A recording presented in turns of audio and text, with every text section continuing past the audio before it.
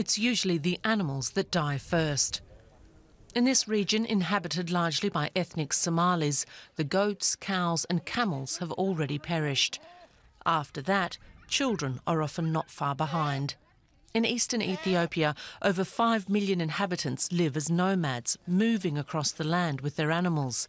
But the drought has ravaged both livestock and people.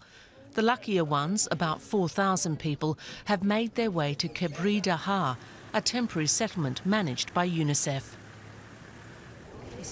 This woman says she's lost all her animals and she's come here with her 10 children for shelter. More refugees will come soon, unless the spring rains started in these drought-affected areas. Dwindling water supplies are the biggest problem. People explain to the German development minister how they long for the 15th of April when the rainy season usually begins. Water is now only obtainable at great depths and drilling wells is costly. Trucks with tanks are distributing water throughout the region. Almost 10 million Ethiopians are affected by the water shortage. Ethiopia footing half the bill for the humanitarian aid. What they require from us as the humanitarian community and from the United Nations is really technical assistance to ensure that we're bringing in new approaches to identify deep groundwater, develop that deep groundwater using private sector contractors, and then ensure the appropriate operation and maintenance of the infrastructure once it's built.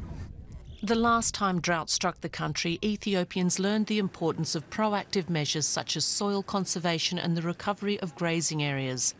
But without help from abroad, the effects of the drought will be felt far beyond Ethiopia, especially if the US, under the Trump administration, cuts funding for humanitarian aid.